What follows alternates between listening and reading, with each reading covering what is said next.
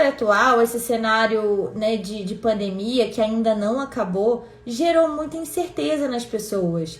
Muita incerteza, muito medo do futuro, que não sabe o que vai acontecer. Muita gente precisou se recriar profissionalmente porque não tinha condições de trabalhar online, porque é tipo de trabalho que não dá para fazer online. Muita gente precisou se adaptar ao home office. Não foi para todo mundo que o home office foi legal, né? Essa é a grande questão.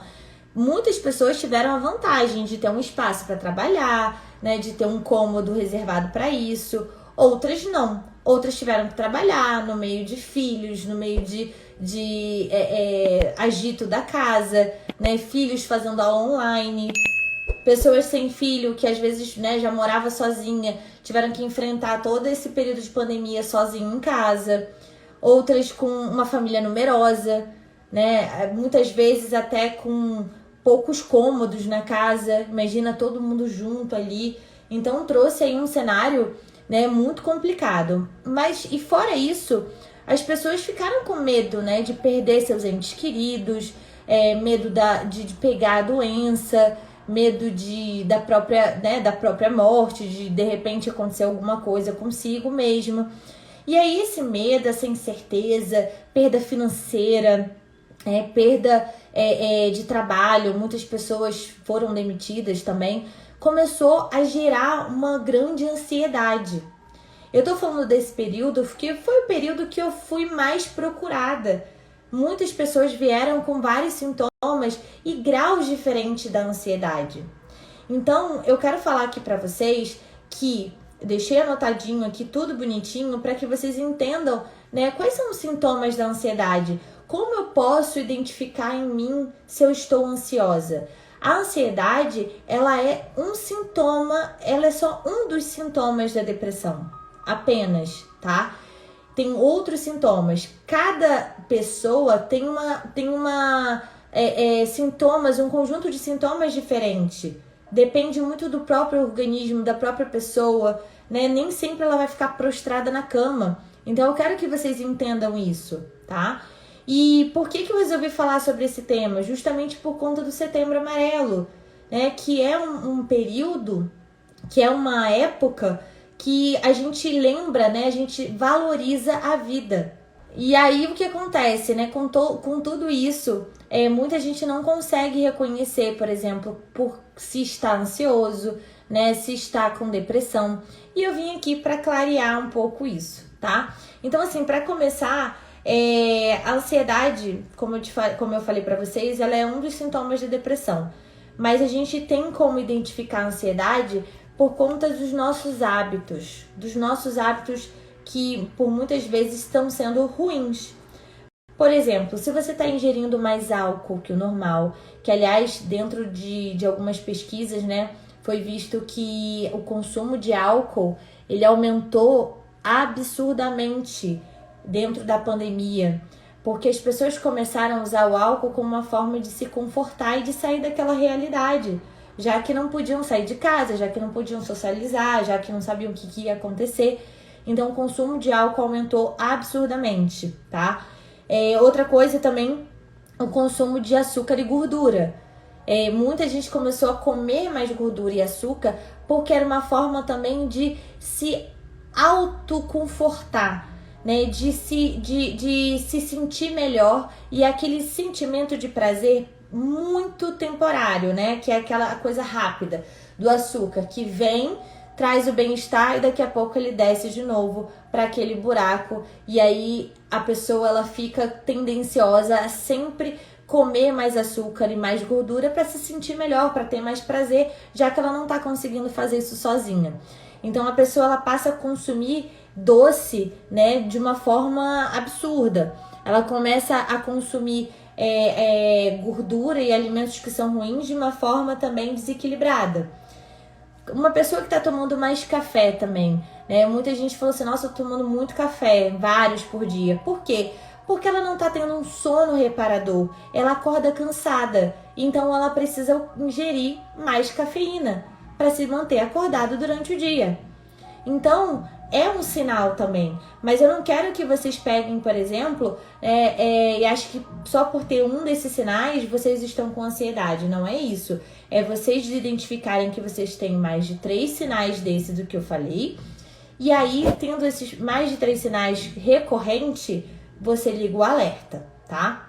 Outra coisa é o comer mais do que o normal. A fome aqui, nesse caso, é uma fome emocional. É uma compulsão por comida. Às vezes você come e não é coisas que você gosta, que você acha que está sentindo prazer. Às vezes é qualquer coisa que apareça na sua frente. Só o fato de você estar ali mastigando, comendo, né, faz com que você se sinta melhor. É como se você estivesse tentando preencher um vazio, tá? Então isso também é um alerta. Falta de ar repentina. E aí, por isso que as pessoas estavam achando que estavam com Covid, né? Porque começaram a sentir essa falta de ar repentina, calafrios aleatórios, taquicardia, sintomas muito parecidos, né? Só que era ansiedade. E aí, uma angústia sem motivo aparente, aquele nó na garganta também, distúrbio no sono, você às vezes acordar várias vezes à noite e não conseguir dormir de novo, não conseguir pegar no sono, né? E às vezes acordar com essa aceleração. Tudo isso pode realmente mostrar que você tá com ansiedade. É claro que alguns sintomas aqui, né, estão mostrando um grau um pouco maior dessa ansiedade. E aí você tem que ligar um alerta ainda maior. Mas se você tiver mais de 3 sintomas desses, né, e for recorrente, né, acontecer com frequência, liga esse alerta.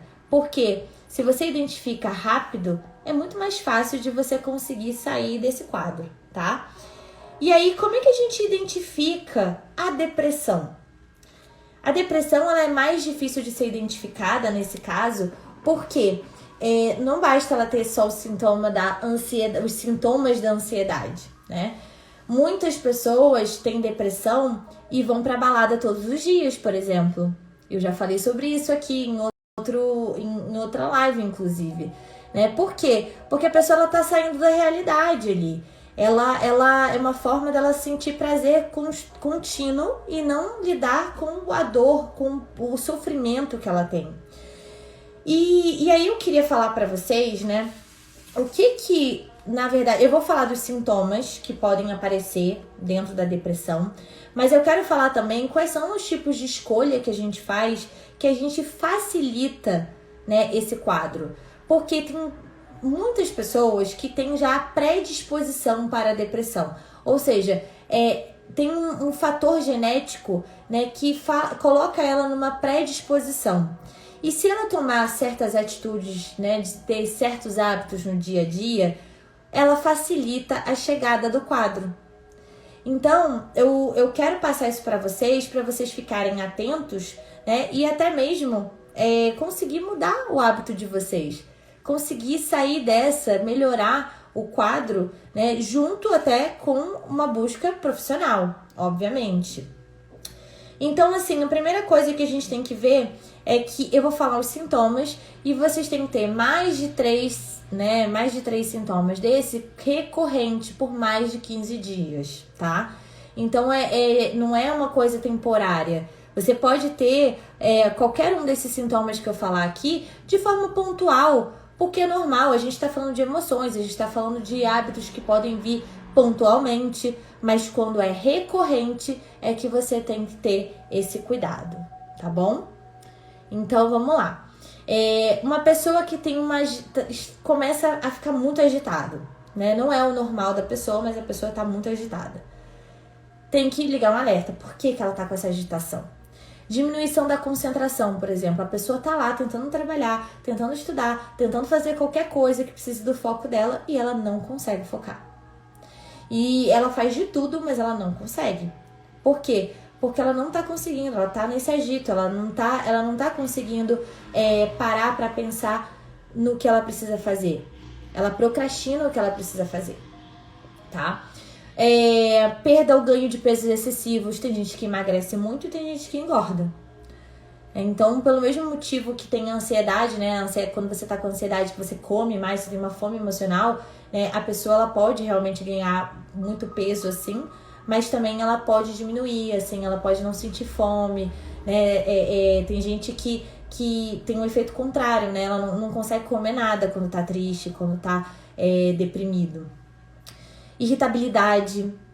Você fica irritado com qualquer coisa. Você não é assim, mas você fica mais irritável no seu dia a dia. Vazio e angústia sem motivo aparente. Você não entende exatamente o porquê, mas você sente aquilo. Explosão de raiva recorrente. Às vezes você não é uma pessoa explosiva, mas você começa, na falta de paciência, você começa a explodir com as pessoas. Isso é um sinal, tá?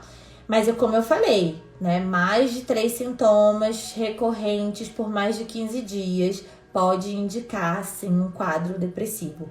Pode indicar, mas como é que você vai saber se você está ou não? Com ajuda profissional, buscando um psicólogo ou um psiquiatra. Bom, perda de interesse por atividades que gostava. Você sempre gostou de praticar um esporte, você já não se interessa tanto, já não tá muito afim de ir.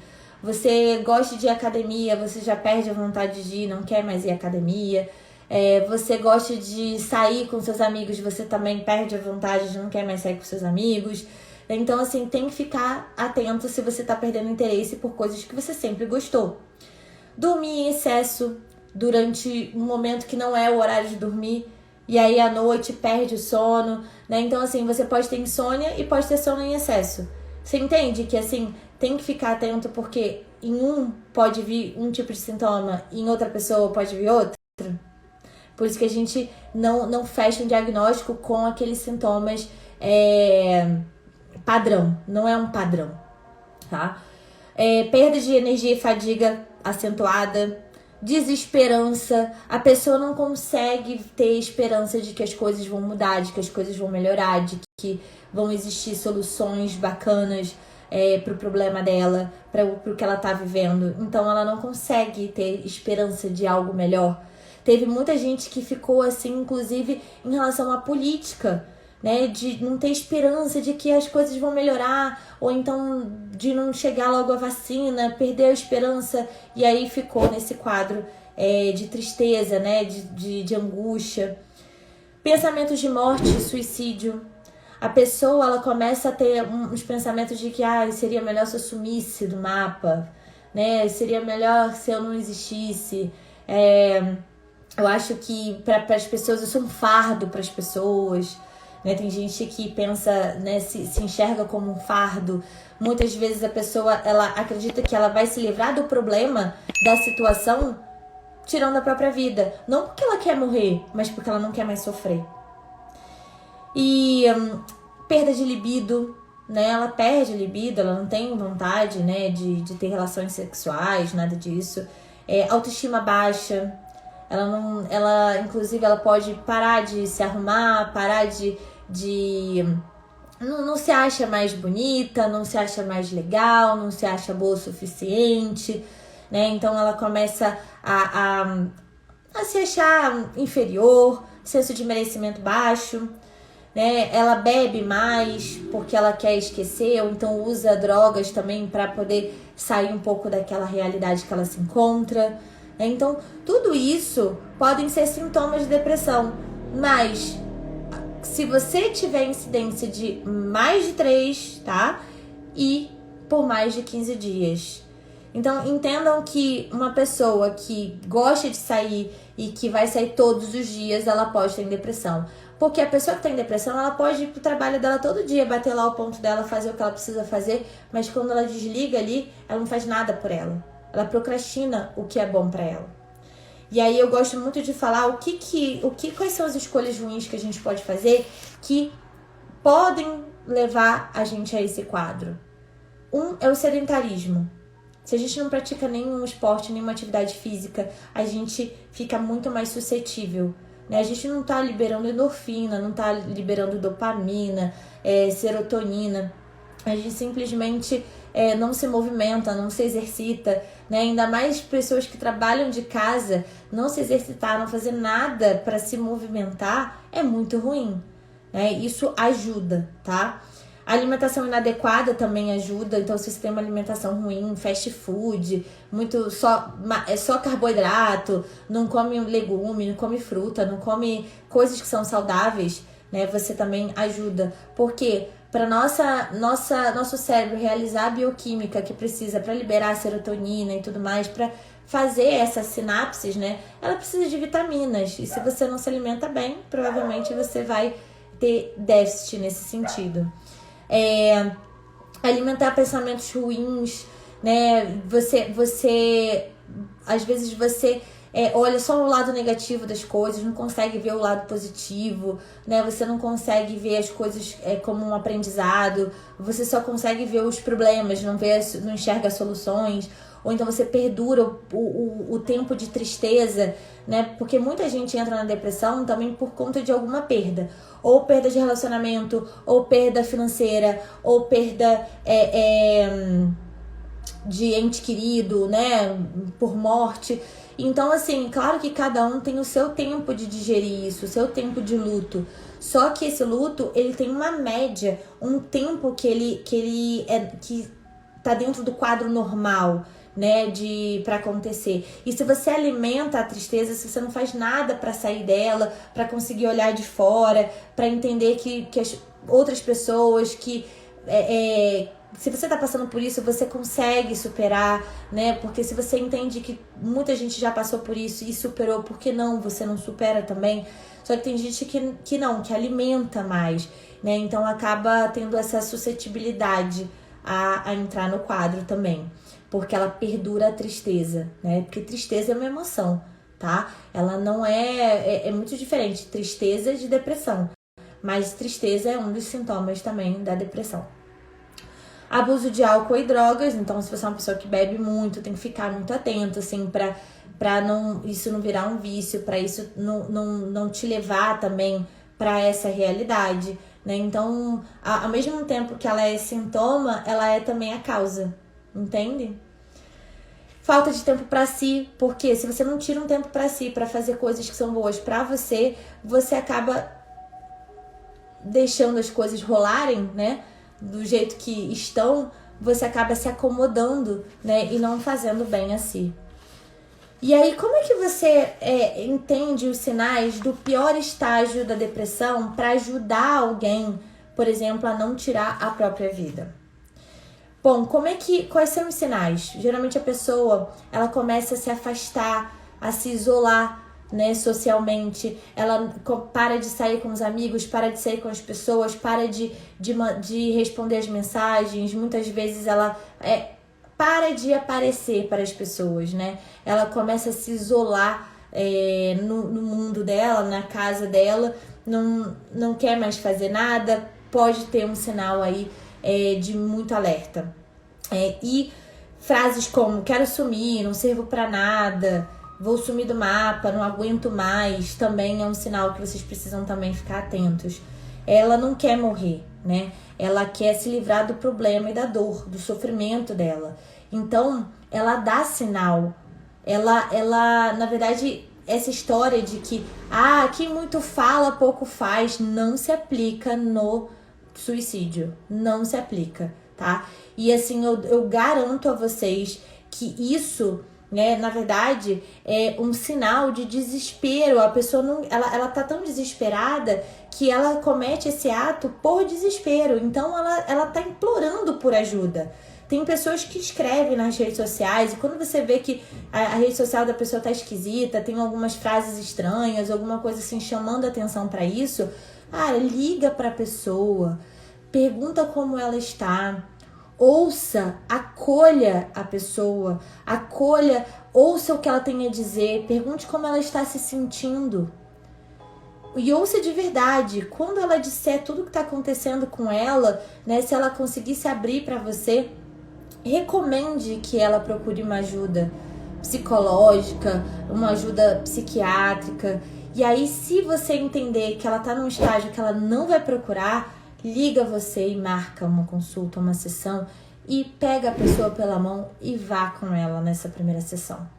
Isso pode fazer toda a diferença e você pode ajudar alguém a continuar vivendo, tá? Bom, e sabe o que é interessante disso tudo? Às vezes a pessoa tá num quadro de depressão e de repente ela parece totalmente eufórica, né? Toda feliz e não sei o que, aí você fala, que bom, a pessoa melhorou, ela tá bem. Muitas vezes não.